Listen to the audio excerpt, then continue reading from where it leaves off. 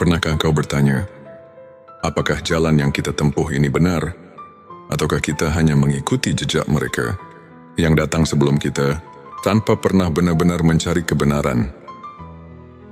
Kita lahir dalam keyakinan yang diwariskan. Kita tumbuh dengan ajaran yang diajarkan. Tapi apakah kita pernah berhenti sejenak untuk bertanya, apakah ini benar-benar jalan menujunya? Dulu mereka berkata ini kebenaran. Tapi bagaimana jika mereka keliru? Apakah kita akan ikut tersesat hanya karena mengikuti mereka? Tanpa bertanya, apakah kita harus menanggung akibat dari kesalahan yang bahkan bukan milik kita? Ini bukan sekadar ayat. Ini adalah pertanyaan yang mengguncang hati. Sebuah renungan tentang hakikat keimanan dan tanggung jawab atas jiwa kita sendiri. Bismillahirrahmanirrahim. Assalamualaikum warahmatullahi wabarakatuh. Salam tilawah semesta. Hamdan wa syukran lillah. Allahumma sholli ala Sayyidina Muhammad. Sahabat tilawah yang dirahmati Allah. Baiklah, karena ini urusan agama, jadi harus sesuai dengan contohnya. Siapa yang menjadi contoh di dalam agama Islam selain Rasulullah Shallallahu Alaihi Wasallam yang diutus oleh Allah untuk menyampaikan ajaran agama dan terus diberi contoh untuk menjalankannya? Jadi kita harus menelusurinya dari contoh tersebut. Di manakah Nabi SAW menerima agama? Kedua, di waktu bagaimana Nabi SAW menerima agama? Dan apa yang dimaksud agama itu? Ada 3 pertanyaan untuk kita jawab. Sebelumnya silakan bersolawat terlebih dahulu, agar terus terhubung dengan Nur Muhammad dan hakikat Muhammad. Tentu saja, silakan tulis solawat terbaik Anda yang sudah biasa Anda gunakan sehari-hari di kolom komentar sebagai bentuk kecintaan kita kepada Rasulullah Shallallahu Alaihi Wasallam. Masya Allah, betapa besar nikmat yang Allah berikan hanya dengan bersolawat. Sahabat tilawahku, untuk menjawab pertanyaan tadi di awal, kita harus mulai belajar agama secara detail dan mendalam. Kita mulai dengan sabda wahyu Allah Subhanahu wa Ta'ala di surat kedua ayat 185 yang berbunyi sebagai berikut. Bulan Ramadan, bulan yang di dalamnya diturunkan permulaan Al-Quran sebagai petunjuk bagi manusia, dan penjelasan-penjelasan mengenai petunjuk itu dan pembeda antara yang hak dan yang batil. Nah, di sini baru sepotong ayat juga sudah memberi penjelasan. Nabi Muhammad menerima wahyu pertama di bulan Ramadan. Berarti Nabi pada waktu itu lagi berpuasa, bukan di waktu perut kenyang. Kalau diteliti semua Nabi dan Rasul, tidak ada yang lagi kenyang perutnya. Boleh saudara teliti sejarahnya. Jadi kalau saudara mau sesuai dengan ajarannya, kita harus menelusuri contohnya. Tapi itu juga harus ada petunjuk jalannya. Karena kata orang tua, tak kawuruh tanpa guru. Ini ada kekhususan untuk menerimanya. Tidak semua kiai atau ustadz yang bisa menjelaskannya. Jadi kita sedikitnya harus mencari dahulu guru yang bisa menjelaskannya, juga guru yang kuat hukumnya dari Al-Quran atau hadits untuk menunjukkan kebenarannya. Apa yang kita tuju tersebut? Kenapa begitu?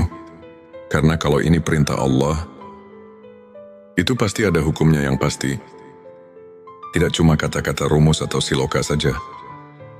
Karena di dalam agama harus jelas hukumnya. Supaya kita belajarnya tekun dan menjadi keyakinan yang pasti, tidak goyah lagi. Apalagi ini urusan keselamatan nanti di akhirat. Harus konsekuen dengan petunjuk Allah dan Rasul-Nya. Ada lagi yang bertanya, apakah masih ada di zaman sekarang yang bisa menunjukkan hal itu? Saya jawab, tahun ini sudah menjadi kepastian. Masih ada karena ada keterangan yang menjelaskan al-ulama'ul warasatul anbiya. Ulama itu pewaris para nabi. Jadi saya percaya sekarang masih ada atau banyak yang bisa menunjukkan hal ini. Hanya mungkin agak sulit mencarinya. Sabarlah sedikit. Kalau kita keras, keinginan itu pasti akan ketemu. Sahabat tilawahku, pernahkah kau merasa dunia ini begitu bising, tapi hatimu justru sunyi? Pernahkah kau merasa memiliki segalanya, tapi tetap ada ruang kosong yang tak bisa diisi? Kita mencari makna dalam hidup, tapi semakin dalam menggali, semakin banyak yang terasa hampa. Semua ilmu telah kau pelajari, tetapi masih ada yang kurang. Sesuatu yang tak bisa dijelaskan oleh logika semata. Ilmu makrifat bukan sekadar pengetahuan. Ia bisa menjadi cahaya yang menerangi jalanmu, atau justru kabut yang menyesatkan langkahmu. Jika tak dipahami dengan hati yang bersih, ia bisa membuatmu semakin dekat dengannya, atau justru semakin jauh, tenggelam dalam keangkuhan yang tak kasat mata. Inilah perjalanan menyingkap hakikat, memahami manfaat dan mudarat ilmu makrifat. Sebuah perjalanan yang tak semua orang berani tempuh, tapi mereka yang menemukannya akan merasakan sesuatu yang tak bisa diungkapkan dengan kata-kata. Allahumma sholli ala Sayyidina Muhammad. Ilmu ini disusun secara turun-temurun. Ilmu makrifat dan tauhid ini merupakan pemurnian dan penyegaran kembali ilmu tauhid dan makrifat. Sebelumnya silakan bersolawat terlebih dahulu agar terus terhubung dengan Nur Muhammad dan hakikat Muhammad tentang ilmu tingkat tinggi ini, ilmu makrifat dan tauhid ini. Ada dua hal yang wajib dipahami, yaitu mudarat dan manfaat. Segi mudaratnya ialah ada kalanya membawa orang menjadi sesat atau musyrik, dan ada kalanya membawa orang jadi apatis, mengasingkan diri dari pergaulan masyarakat ramai, dan secara mutlak memandang dunia ini sebagai tempat kotoran dan merusak, padahal dunia ini tempat beramal, bekerja dan berjuang untuk kebahagiaan umat manusia di dunia. Dan di akhirat, bisa terjadi hal-hal demikian itu apabila seseorang bertasawuf tanpa berakidah yang konsekuen dan bersyariah, dan tanpa tasawuf yang berasal dari tasawuf Islam yang murni. Dengan akidah yang hasil dari makrifat sebenarnya, itu kita pasti bisa merasakannya sendiri dengan khoti, karena mereka itu pasti mengenalnya dengan araf, tauhobi, birobi, sehingga betul-betul mempercayainya. Dengan syariah, kita dapat taat menuruti peraturan-peraturan agama. Dan dari ilmu marifat dan ilmu tauhidlah kita bisa merasakan dalam batin kita, mengenal Tuhan untuk siapa dipersembahkan amal ibadah kita, dan sebagai kontrol jiwa untuk khusyuk kepadanya. Segi manfaatnya ialah karena tauhid merupakan dasar pokok kekuatan batin, pembersih jiwa dari kemusyrikan dalam hati, dan penumpuk iman, penyubur amal saleh, semata-mata mencari keridhaan Allah, memperkuat daya juang dengan sifat yang bernilai tinggi, membina tata hidup dan kehidupan, terutama untuk membina mental pembangunan atas dasar-dasar tasawuf. Maka Islam akan lebih mampu membangun kemajuan dunia, dan terutama pada pembangunan nasional kita sekarang. Ini maka sesuai dengan tujuan channel Tilawah Semesta ini, menunjukkan pentingnya ilmu makrifat dan tauhid untuk menjadi referensi, acuan keilmuan yang lebih mendalam untuk umat Islam yang masih sama-sama membutuhkannya. Maka untuk itu saya sangat mengharapkan agar channel dan video ini dapat dicerna, diterima dan diteliti, dan harus hati-hati dalam mengambil kesimpulan, karena channel Tilawah Semesta ini sangat mendalam sebagai bahan studi, di mana ilmu tauhid merupakan pusat keyakinan dalam hati. Karena umat Islam tanpa keyakinan itu nol besar. Selain daripada itu, ialah agar remaja kita dapat terisi jiwanya dengan ajaran tauhid dalam rangka membina mental agama Islam. Jangan goyah lagi, sehingga pembangunan kita jadi bersih dari hal yang dilarang Allah Subhanahu wa Ta'ala. Semoga channel ini sesuai dengan tujuan kita semua, sesuai dengan agama Islam, dan bagi masyarakat bangsa Indonesia. Semoga Tuhan melimpahkan rahmat-Nya kepada kita semua. Sahabat tilawahku, saya di sini akan mencoba meneruskan pembahasan yang berjudul Ilmu Ma'rifat dan Tauhid. Ilmu makrifat tingkat tinggi. Sesuai dengan permintaan jemaah, sebenarnya jika bahasan ini dilanjutkan, ini pasti banyak sekali yang menyangkut kata-kata asroria, rahasia yang memang sedikitnya menyangkut pada keterangan yang bersifat asroria, seperti yang tercantum di dalam kitab Sirur, asror yang berbunyi, kufran, artinya sesungguhnya menjelaskan tentang rahasia ketuhanan, adalah hukumnya kufur. Juga ada lagi keterangan yang berbunyi, man arafalahu kala lisanuhu, artinya barang siapa yang telah mengenal Tuhannya, maka lipatkanlah lidahmu. Kitab Durun Nafis. Sahabat tilawahku, dengan dua keterangan ini kami merasa takut untuk kelanjutannya. Tapi setelah lama kami pikir, juga dalam hati merasa kasihan untuk generasi selanjutnya. Bagaimana kalau umat Islam untuk masa depan semakin jauh dengan yang sebenarnya? Seperti di zaman sekarang yang bisa kita lihat bersama, sudah jauh dengan aturan yang sebenarnya. Banyak orang yang sudah tidak hormat lagi kepada orang tua, sudah kurang adil dengan sesama manusia, nyawa orang sudah tidak ada harganya lagi. Pembunuhan di mana-mana, yang intinya sudah tidak merasa takut sama Allah Subhanahu wa Ta'ala.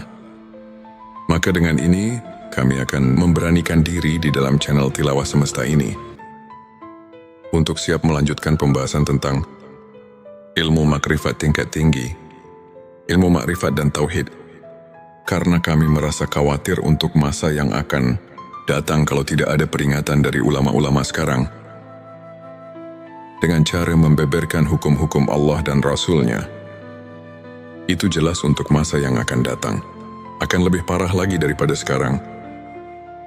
Dan karena Allah telah berfirman yang dicatat dalam Al-Quran surat ketiga ayat 79, yang artinya sebagai berikut, hendaklah kamu menjadi orang-orang Rabbani, karena kamu selalu mengajarkan Alkitab, dan disebabkan kamu tetap mempelajarinya, jangan lupa untuk menuliskan sholawat terbaik Anda yang sudah biasa Anda gunakan di kolom komentar, agar keberkahan semakin mengalir dalam hidup kita.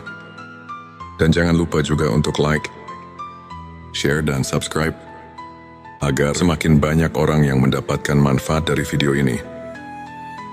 Semoga Allah selalu merahmati kita semua. Amin ya Rabbal Alamin. Sekarang mari kita tanya diri kita masing-masing, apakah kita sekarang ingat pada Allah? Di sini kita harus bertanya kepada hati kita yang jujur. Jangan membohongi diri sendiri, karena di sini bukan ditanya ingat pada namanya, tapi di sini ditanya ingat pada Tuhannya, yang diberi nama Allah, yang diberi nama Tuhan. Kenapa pertanyaan seperti ini? Karena banyak sekali orang cuma ingat kepada namanya saja, bukan ingat kepada Allahnya, ingat kepada Tuhannya. Allahumma sholli ala Sayyidina Muhammad. Kami merasa khawatir untuk masa yang akan datang.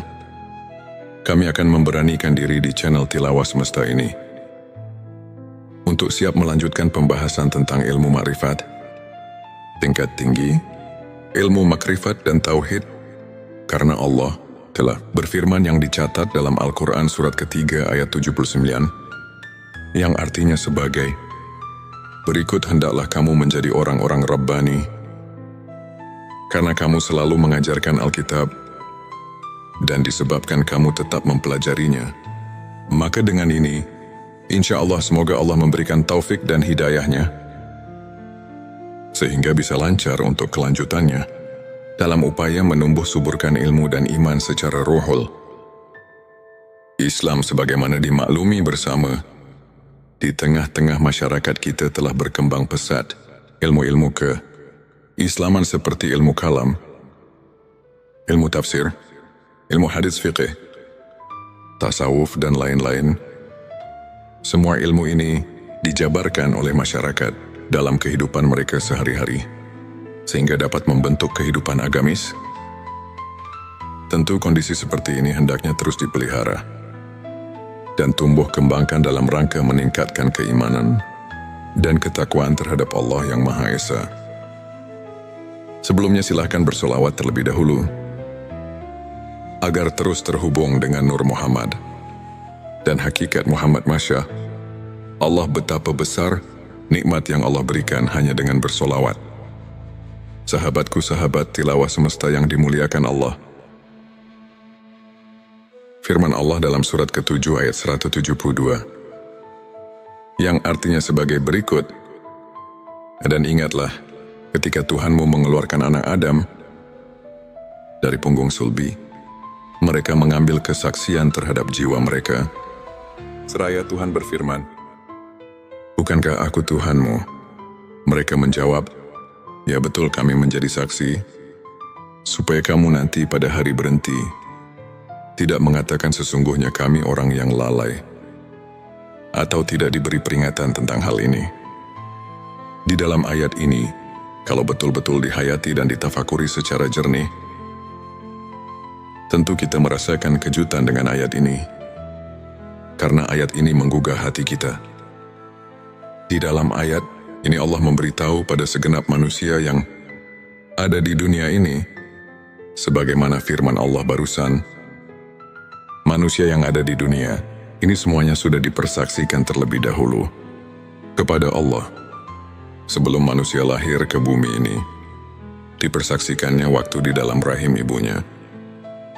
Menurut keterangan dalam hadis Bukhari, di bab kejadian makhluk halaman 7-3 ayat 9, Rasulullah telah menerangkan, dipersaksikannya di alam arwah, di waktu kandungan umur 4 bulan di dalam kandungan sang ibu. Menurut firman Allah tadi, supaya di hari berhenti jangan lupa lagi pada Allah. Jadi menurut ayat ini, kita semua sebagai manusia jangan leha-leha atau jangan hidup terlena karena kita diamat-amati. Maka jangan lupa pada Allah sang pencipta alam semesta. Dengan hati yang jujur, jangan mendustai diri sendiri. Sebagaimana keterangan dari Imam Ghazali yang berbunyi, tanyalah hatimu, tanyalah dan tanyalah hatimu. Walau orang lain memberi fatwa, disinilah kita harus jeli untuk mentafakuri ayat-ayat yang berkaitan dengan perasaan yang ada di dalam hati kita. Ayat ini memberi perangsang pada kita masing-masing, supaya hati kita ini jangan ketiduran, sehingga kita terlena dengan apa yang ada di dunia ini. Lupa pada tugas hidup kita sebagai hamba Allah Subhanahu wa ta'ala, yang tidak boleh dilupakan, yaitu menjalankan perintah-perintah yang telah diperintahkan dalam Al-Quran dan hadisnya. Dalam ayat tadi di atas Allah telah memberi peringatan kepada kita semua.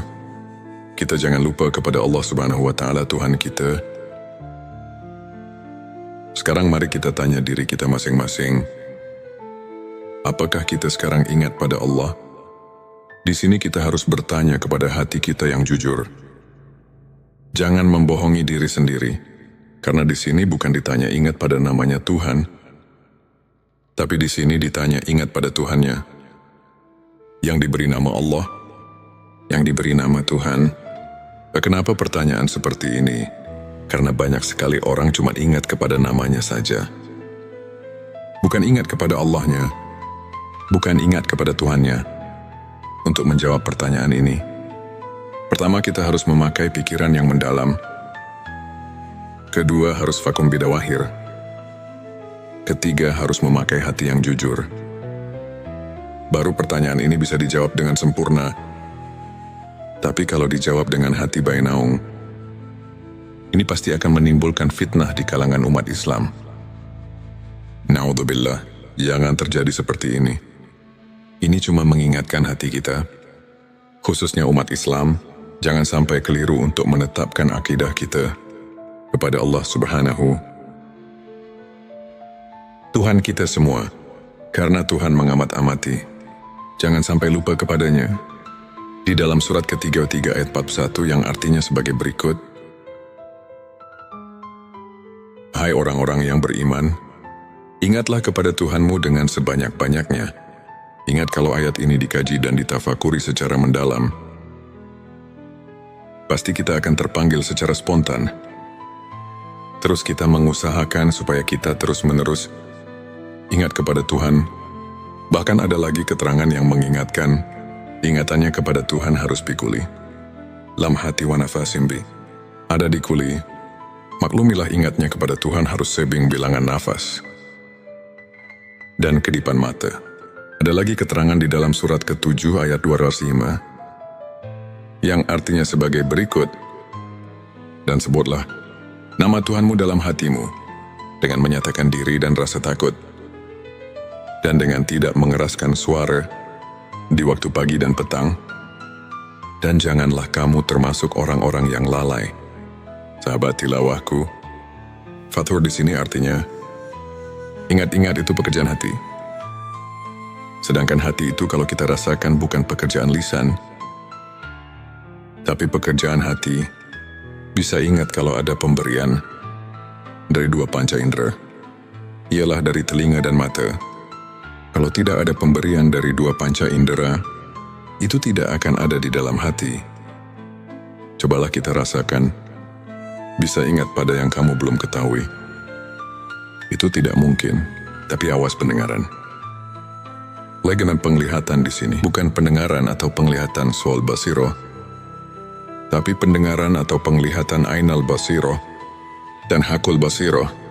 Karena kalau penglihatan suaul basiroh cuman bisa mendengar dan melihat yang kita lihat bersama, seperti gunung laut, batu pepohonan, hewan dan sebagainya yang sama-sama kita lihat. Bukan itu yang dimaksud untuk mencapai derajat tingkat ainal basiroh dan hakul basiroh. Hanya orang-orang tertentu saja. Ini cuma mengingatkan supaya jangan menafsirkan kepada pendengaran atau penglihatan suaul basiroh. Disinilah kita harus hati-hati. Jangan sampai cepat-cepat mengambil kesimpulan. Jadi harus diteliti dan ditafakuri yang lebih mendalam dulu, supaya jangan ada perselisihan paham di antara kita umat Islam. Sahabat tilawahku yang dirahmati Allah, untuk mengingat sebenarnya kepada Tuhan, kita harus suluk terlebih dahulu kepada guru antuk pituduh yang benar-benar ahli, karena tidak semua kiai, ajengan dan ustadz yang bisa mengajarkan hal ini. Ada kekhususan untuk arif billah yang bisa untuk hal itu. Dengan sangat pentingnya untuk mengingat Tuhan, kita harus berusaha sekuat tenaga. Karena kalau kita lupa kepada Tuhan sekarang, apalagi nanti di akhirat, pasti kita akan lupa. Sedangkan kalau kita lupa, karena tidak diberitahu oleh kedua orang tua, maka itu pun tidak bisa menghisap kepadanya. Sebagaimana firman Allah di surat ke-7 ayat 173. Surat Al-A'raf sudah memberi peringatan kepada kita yang berbunyi, atau agar kamu tidak mengatakan, sesungguhnya orang-orang tua kami telah mempersekutukan Tuhan sejak dahulu, sedang kami ini adalah anak-anak keturunan yang datang sesudah mereka. Maka apakah engkau akan membinasakan kami karena perbuatan orang-orang yang sesat dahulu? Quran Surat Al-A'raf ayat 173.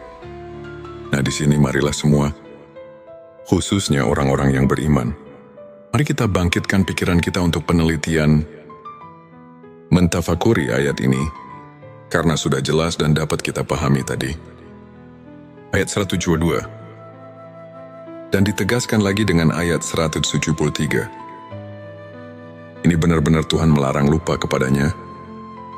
Juga jangan menyalahkan kedua orang tua, apalagi menghisapnya, karena kita sebetulnya sudah diberitahu oleh Tuhan melalui wahyunya kepada Nabi Muhammad Shallallahu Alaihi Wasallam bahwa kita semua sudah mengatakan qalu bala syahidna. Maksudnya supaya kita nanti di akhirat jangan bilang lalai atau lupa kepadanya, sebab kalau lupa atau lalai atau lupa kepadanya, ini hanya kesalahannya sendiri, yang akibatnya kita akan mendapatkan kesesatan, karena mungkin karena tidak mau tahu tentang agama sendiri, Karena itulah kita jadi bodoh. Bodoh tentang persaksian kepadanya. Bodoh itu karena lupa. Lupa itu jadi kita bodoh. Sama yang telah dikatakan di dalam kitab Sirur Asror. Di situ dikatakan, penyebab tapi hati adalah karena lupa.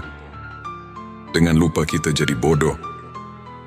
Bodoh dalam urusan ketuhanan. Setelah manusia berjanji di alam arwah, jangan lupa untuk menuliskan sholawat terbaik. Anda yang sudah biasa Anda gunakan di kolom komentar, agar keberkahan semakin mengalir dalam hidup kita.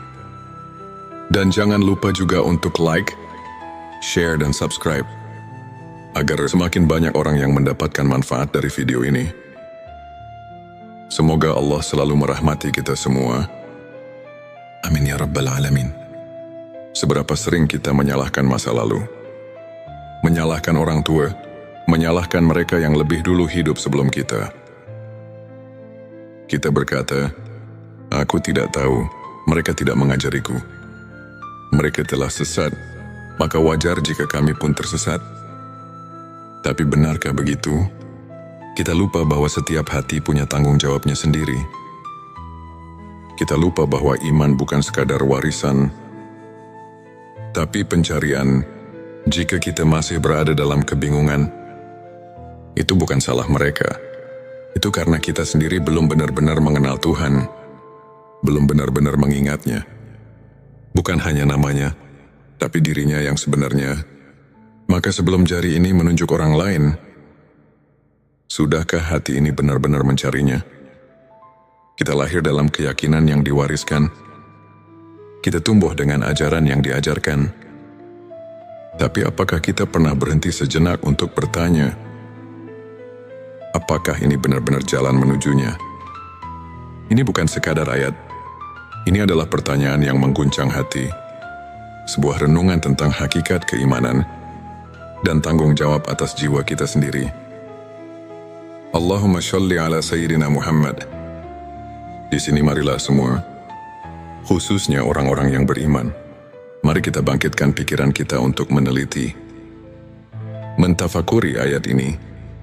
Firman Allah di surat ke-7, ayat 173 sudah memberi peringatan kepada kita, yang berbunyi, atau agar kamu tidak mengatakan, sesungguhnya orang-orang tua kami telah mempersekutukan Tuhan sejak dahulu, sedang kami ini adalah anak-anak keturunan yang datang sesudah mereka.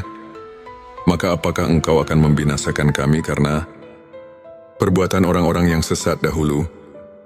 Petik 2 Quran Surat Al-A'raf ayat 173. Di sini sudah jelas dan dapat kita pahami. Ini benar-benar Tuhan melarang, lupa kepadanya juga. Jangan menyalahkan kedua orang tua, apalagi menghisapnya, karena kita sebetulnya sudah diberitahu oleh Tuhan melalui wahyunya kepada Nabi Muhammad Shallallahu Alaihi Wasallam bahwa kita semua sudah mengatakan, qalu bala syahidna. Maksudnya supaya kita nanti di akhirat jangan bilang lalai atau lupa padanya, sebab kalau lupa atau lalai atau lupa kepadanya, ini adalah kesalahannya sendiri, yang akibatnya kita akan mendapatkan kesesatan, karena mungkin karena tidak mau tahu tentang agama sendiri. Karena itulah kita jadi bodoh tentang persaksian kepadanya. Bodoh itu karena lupa. Lupa itu jadi kita bodoh. Begitupun yang telah dikatakan di dalam kitab Sirur Asror. Di situ dikatakan, penyebab buta hati adalah karena lupa. Dengan lupa kita jadi bodoh. Bodoh dalam urusan ketuhanan.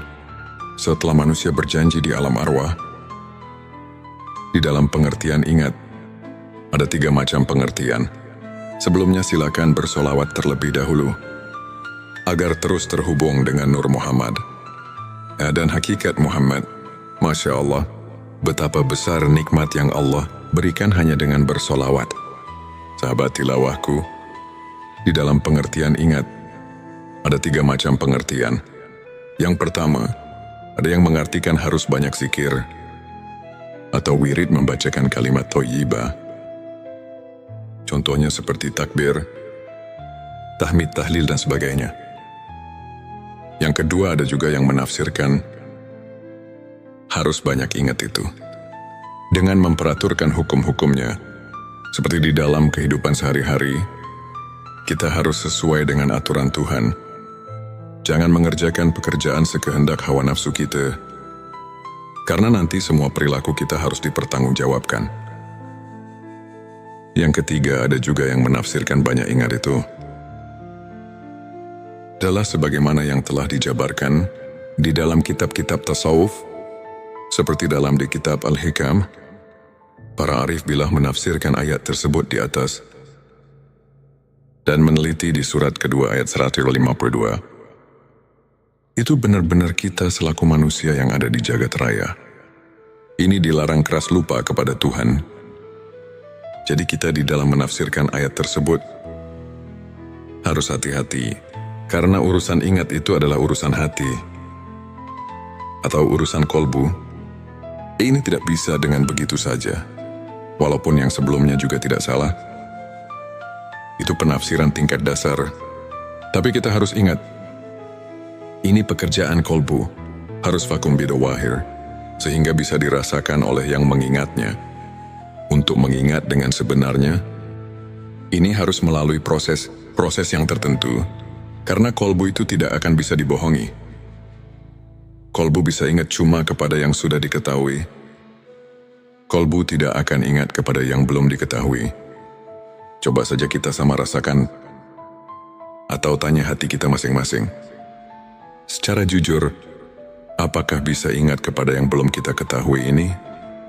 Jawaban ada di dalam kolbu kita masing-masing. Untuk lebih jelasnya, ada keterangan di dalam kitab Sirur Asror di halaman 80. Di situ telah dijelaskan. Yang artinya, yang dikatakan zikir ruh, itu adalah menyaksikan sifat tajalinya. Di dalam keterangan ini ada kalimat zikir. Di sini mana zikir bukan nyebut atau yang dikatakan wirid. Tapi zikir di sini ialah mengetahui atau menyaksikan. Tapi untuk ingat itu, harus mengetahui dahulu kepada yang akan diingatnya. Apalagi ini urusan akidah. Akidah ketuhanan harus betul-betul positif kepada yang akan diingatnya. Sebagaimana yang kita maklumi bersama, kita setiap ibadah solat suka mengucapkan Abdulul zikri falam anahu la ilaha illallah. Artinya cukup-cukupnya ingat itu adalah ketahuilah bahwa tidak ada lagi Tuhan kecuali Allah. Di dalam ayat ini, kita semua sudah maklum. Bahkan para arif bilah di dalam kitab tasawuf dan di kitab Al-Hikam, ayat ini betul-betul menunjukkan keharusan marifat kepada Tuhan. Maksudnya supaya kita ingatnya kepada Tuhan. Benar-benar vakum bidawahyu, terasa benarnya dengan kolbunya sendiri. Karena man lem yazuk lem yadri. Siapa yang tidak merasakan, barang tentu tidak akan mengetahuinya. Kita harus jujur, jangan membohongi diri sendiri. Sesuai dengan firman Allah di dalam surat ke-33 ayat 70. Yang artinya, hai orang-orang yang beriman, bertakwalah kamu kepada Allah dan mengucapkan kata yang benar. Di dalam ayat ini, kita kayaknya disuruh banyak menyadarkan diri, supaya jangan sembarangan di dalam mengingat Tuhan, atau jangan asal-asalan. Sahabatku, ada dalil yang mengatakan, yang artinya, barang siapa yang mengerjakan hari sekarang, sama saja dengan hari kemarin, itu orang termasuk golongan yang merugi. Artinya kita jangan lari di tempat, karena itu tidak akan maju-maju. Tapi seharusnya, sebagaimana yang telah dikatakan oleh Sayyidina Ali, yang artinya, dan barang siapa mengerjakan hari, ini lebih baik dari hari kemarin. Itu tandanya orang yang mendapat keuntungan. Sahabat tilawah yang dimuliakan Allah. Ada pertanyaan dari jemaah. Pak, maaf saya mau bertanya, boleh enggak? Kami jawab boleh saja, karena kita harus benar-benar mengerti dan bisa merasakannya sendiri. Apa yang ditanyakan? Katanya, setelah kita menyimak keterangan dari awal sampai akhir, Nih kaya-kaya manusia berikut saya, harus mengenal Tuhan itu harus diawali dari dunia ini. Nah, di sini saya mau nanya, apakah mungkin saya, manusia biasa, bisa mengenal Tuhan di dunia ini? Saya jawab, maaf, saya tidak akan menjawab langsung kepadamu, tapi Allah lah yang akan menjawab pertanyaanmu. Sebagaimana firman Allah dalam surat kelima, Al-Maidah ayat 35. Yang artinya, hai orang-orang yang beriman, bertakwalah kepada Allah dan carilah jalan yang mendekatkan diri kepadanya, dan berjihadlah di jalannya, agar kamu mendapat keberuntungan. Dari ayat ini sudah jelas bahwa Tuhan menunjukkan kepada seluruh manusia yang ada di dunia ini, terutama kepada orang yang mengaku iman kepada Tuhan, bahwa kita selaku manusia yang sudah mengaku iman, harus sekeras mungkin untuk mencapai wasilah atau jalan untuk taqarrub, mendekatkan diri kepadanya. Juga di dalam ayat lain, Tuhan telah berfirman sebagaimana yang tercatat di surat ke-84 ayat 6. Yang artinya, hai manusia, sesungguhnya kamu telah bekerja dengan sungguh-sungguh menuju Tuhanmu, maka pasti kamu akan menemuinya. Sahabat tilawahku yang dirahmati Allah, maaf sekali lagi saya mau tanyakan, kan manusia semua nanti setelah mati pasti berjumpa dengannya, karena semua akan pulang kepadanya. Ini bagaimana? Karena setiap pulang pasti berjumpa. Itu benar kalau dipikir dengan logika. Tapi kita harus mencari bukti kebenarannya dari ayat atau hadits yang khoti, supaya bisa dipertanggungjawabkan. Karena ini urusan akidah yang harus benar-benar nasyun, andalilin, sesuai dengan dalil-dalilnya dari Allah dan Rasulnya. Tapi kami menemukan salah satu hadits Syahihul Bukhari. Di situ ada keterangan yang berbunyi, hadits ini diriwayatkan oleh Anas bin Malik. Anas bin Malik mendengar perkataan Mu'ad bin Jabal. Mu'ad bin Jabal mendengar langsung dari Rasulullah Shallallahu Alaihi Wasallam. Rasulullah bersabda, barang siapa yang berjumpa dengan Tuhannya dengan tidak adanya keadaan musyrik kepadanya, maka dia akan masuk surga. Dari hadits tersebut, kalau kita kaji dan tafakuri, pasti kita dapat mengambil kesimpulan kalau kita semua nanti di akhirat bisa bertemu dengan Tuhan. Itu jelas semuanya akan masuk surga. Jadi kalau semuanya akan masuk surga, untuk apa kita di dunia ini berbuat baik? Dan kenapa Tuhan menyuruh berbuat baik di dunia ini? Nah, di sini kita harus berpikir lebih jauh. Mari kita jelaskan supaya kita dapat mengerti. Memang semuanya manusia, bukan satu persatu lagi. Tapi semuanya hanya roh manusia. Tidak semuanya bertemu dengan Tuhannya. Orang yang bertemu dengan Tuhannya hanya orang-orang yang tertentu saja. Yang dimaksud orang tertentu, itu ialah orang-orang yang sudah mengenal Tuhan di dunianya. Firman Allah dalam surat ke-17, ayat 72, Tuhan telah memberitahu sebagaimana artinya. Dan barang siapa yang buta hatinya di dunia ini, niscaya di akhirat nanti, ia akan lebih buta pula dan lebih tersesat dari jalan. Yang benar buta di sini barang tentu kepada Tuhan. Dan umpama diartikan buta kepada ilmu, itu tidak mungkin, karena di akhirat bukan tempatnya cari ilmu atau berilmu. Di kitab Usuluddin juga sudah diterangkan, yang artinya, barang siapa yang buta di dunianya kepada Tuhan, maka bagaimana nanti di akhiratnya? Nah, di sini sudah jelas dan kita pasti bisa mengerti. Jadi inilah yang kita harus takuti, atau yang dikatakan haus sahabatku. Yang penting harus ada keinginan dahulu, dari hati yang tulus. Karena ini bukan pekerjaan yang mudah. Ini memerlukan tarekat-tarekat tertentu yang harus dijalankan.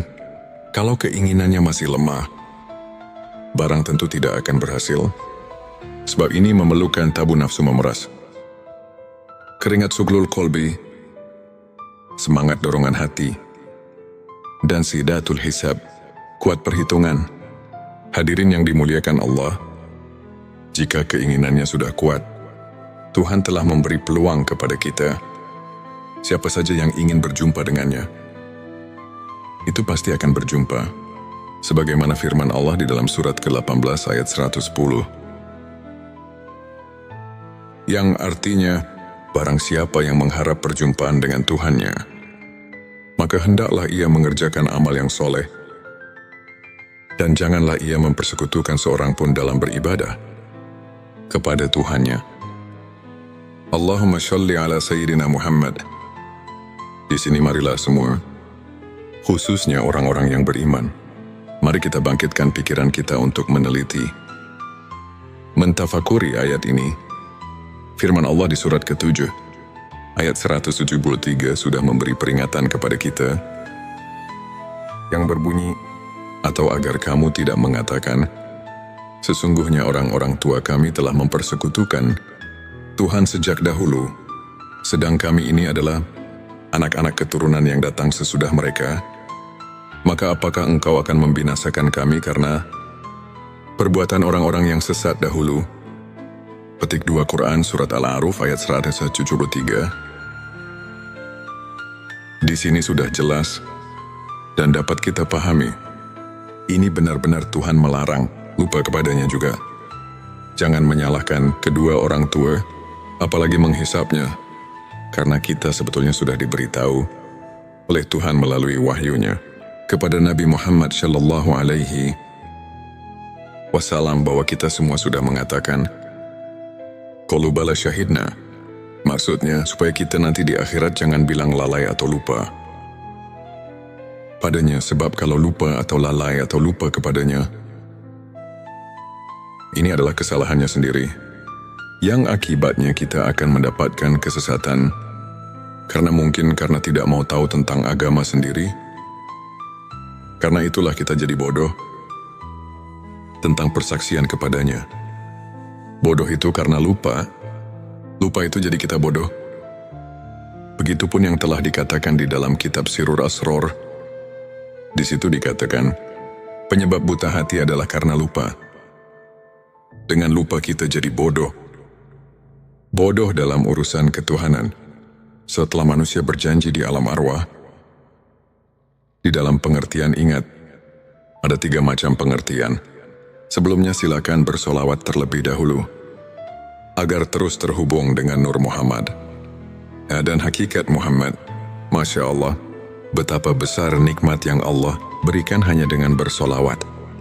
Sahabat tilawahku, di dalam pengertian ingat, ada 3 macam pengertian. Yang pertama, ada yang mengartikan harus banyak zikir, atau wirid membacakan kalimat thayyibah. Contohnya seperti takbir, tahmid, tahlil, dan sebagainya. Yang kedua, ada juga yang menafsirkan harus banyak ingat itu, dengan memperaturkan hukum-hukumnya. Seperti di dalam kehidupan sehari-hari, kita harus sesuai dengan aturan Tuhan. Jangan mengerjakan pekerjaan sekehendak hawa nafsu kita, karena nanti semua perilaku kita harus dipertanggungjawabkan. Yang ketiga, ada juga yang menafsirkan banyak ingat itu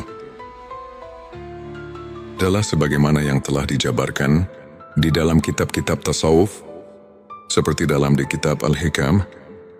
Para arif bilah menafsirkan ayat tersebut di atas dan meneliti di surat kedua ayat 152. Itu benar-benar kita selaku manusia yang ada di jagat raya. Ini dilarang keras lupa kepada Tuhan. Jadi kita di dalam menafsirkan ayat tersebut harus hati-hati, karena urusan ingat itu adalah urusan hati atau urusan kolbu.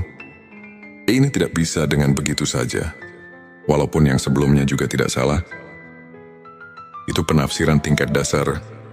Tapi kita harus ingat, ini pekerjaan kolbu, harus vakum bidawahir, sehingga bisa dirasakan oleh yang mengingatnya. Untuk mengingat dengan sebenarnya, ini harus melalui proses yang tertentu, karena kolbu itu tidak akan bisa dibohongi. kolbu bisa ingat cuma kepada yang sudah diketahui. Kolbu tidak akan ingat kepada yang belum diketahui. Coba saja kita sama rasakan, atau tanya hati kita masing-masing. Secara jujur, apakah bisa ingat kepada yang belum kita ketahui ini? Jawaban ada di dalam kolbu kita masing-masing.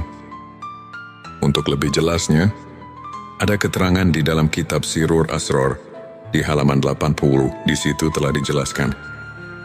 Yang artinya, yang dikatakan zikir ruh, itu adalah menyaksikan sifat tajalinya. Di dalam keterangan ini ada kalimat zikir.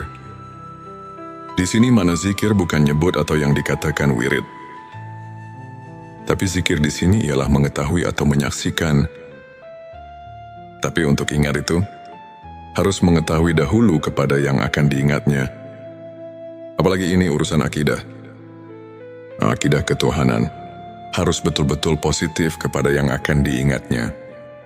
Sebagaimana yang kita maklumi bersama, kita setiap ibadah solat suka mengucapkan Abdulul zikri falam, anahu la ilaha illallah. Artinya cukup-cukupnya ingat itu adalah ketahuilah bahwa tidak ada lagi Tuhan kecuali Allah. Di dalam ayat ini, kita semua sudah maklum. Bahkan para arif bilah di dalam kitab tasawuf dan di kitab Al-Hikam, ayat ini betul-betul menunjukkan keharusan marifat kepada Tuhan. Maksudnya supaya kita ingatnya kepada Tuhan. Benar-benar vakum bidawahyu, terasa benarnya dengan kolbunya sendiri. Karena man lem yazuk lem yadri. Siapa yang tidak merasakan, barang tentu tidak akan mengetahuinya.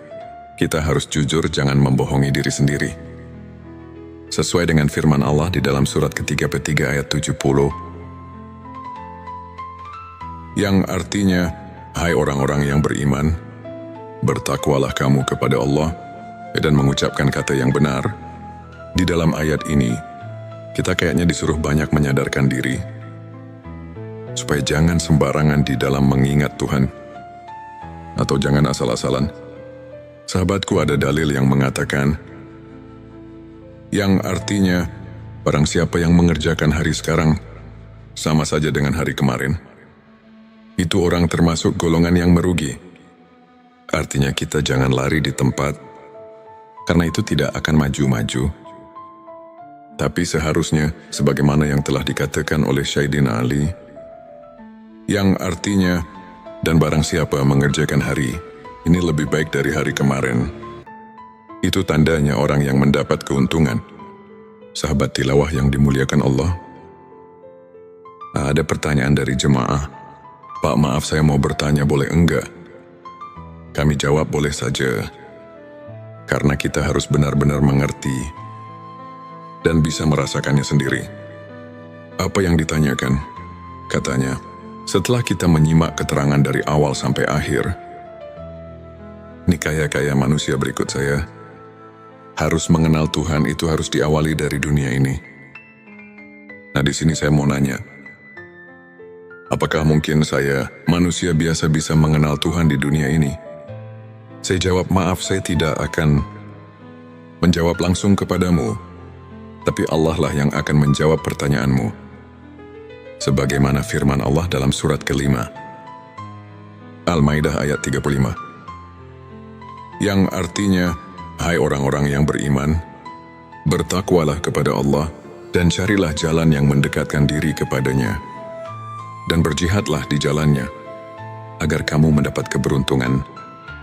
Dari ayat ini sudah jelas bahwa Tuhan menunjukkan kepada seluruh manusia yang ada di dunia ini, terutama kepada orang yang mengaku iman kepada Tuhan, bahwa kita selaku manusia yang sudah mengaku iman, harus sekeras mungkin untuk mencapai wasilah, atau jalan untuk taqarrub, mendekatkan diri kepadanya.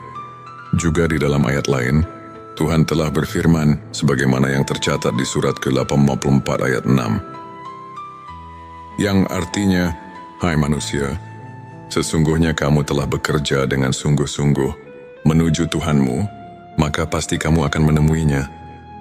Sahabat tilawahku yang dirahmati Allah, maaf sekali lagi saya mau tanyakan, Bahkan manusia semua nanti setelah mati, pasti berjumpa dengannya, karena semua akan pulang kepadanya.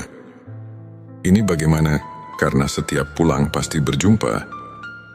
Itu benar kalau dipikir dengan logika. Tapi kita harus mencari bukti kebenarannya dari ayat atau hadits yang khoti, supaya bisa dipertanggungjawabkan. Karena ini urusan akidah yang harus benar-benar nasyun, andalilin, sesuai dengan dalil-dalilnya dari Allah dan Rasul-Nya. Tapi kami menemukan salah satu hadits Syahihul Bukhari. Di situ ada keterangan yang berbunyi, hadits ini diriwayatkan oleh Anas bin Malik. Anas bin Malik mendengar perkataan Mu'ad bin Jabal. Mu'ad bin Jabal mendengar langsung dari Rasulullah Shallallahu Alaihi Wasallam.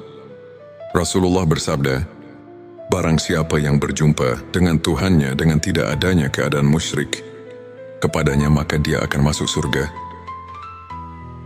Dari hadits tersebut, kalau kita kaji dan tafakuri, pasti kita dapat mengambil kesimpulan kalau kita semua nanti di akhirat bisa bertemu dengan Tuhan. Itu jelas semuanya akan masuk surga. Jadi kalau semuanya akan masuk surga, untuk apa kita di dunia ini berbuat baik? Dan kenapa Tuhan menyuruh berbuat baik di dunia ini? Nah, di sini kita harus berpikir lebih jauh. Mari kita jelaskan supaya kita dapat mengerti. Memang semuanya manusia, bukan satu persatu lagi. Tapi semuanya hanya roh manusia. Tidak semuanya bertemu dengan Tuhannya. Orang yang bertemu dengan Tuhannya hanya orang-orang yang tertentu saja. Yang dimaksud orang tertentu itu ialah orang-orang yang sudah mengenal Tuhan di dunianya. Firman Allah dalam surat ke-17 ayat 72, Tuhan telah memberitahu sebagaimana artinya. Dan barang siapa yang buta hatinya di dunia ini, niscaya di akhirat nanti ia akan lebih buta pula dan lebih tersesat dari jalan. Yang benar buta di sini barang tentu kepada Tuhan. Dan umpama diartikan buta kepada ilmu, itu tidak mungkin, karena di akhirat bukan tempatnya cari ilmu atau berilmu. Di kitab Usuluddin juga sudah diterangkan, yang artinya barang siapa yang buta di dunianya kepada Tuhan, maka bagaimana nanti di akhiratnya? Nah, di sini sudah jelas dan kita pasti bisa mengerti. Jadi inilah yang kita harus takuti, atau yang dikatakan haus sahabatku. Yang penting harus ada keinginan dahulu, dari hati yang tulus. Karena ini bukan pekerjaan yang mudah. Ini memerlukan tarekat-tarekat tertentu yang harus dijalankan. Kalau keinginannya masih lemah, barang tentu tidak akan berhasil. Sebab ini memerlukan tabu nafsu memeras, keringat suglul kolbi, semangat dorongan hati, dan sidatul hisab, kuat perhitungan. Hadirin yang dimuliakan Allah, jika keinginannya sudah kuat, Tuhan telah memberi peluang kepada kita. Siapa saja yang ingin berjumpa dengannya, itu pasti akan berjumpa. Sebagaimana firman Allah di dalam surat ke-18 ayat 110. Yang artinya, barang siapa yang mengharap perjumpaan dengan Tuhannya, maka hendaklah ia mengerjakan amal yang soleh. Dan janganlah ia mempersekutukan seorang pun dalam beribadah kepada Tuhannya. Allahumma sholli ala Sayyidina Muhammad.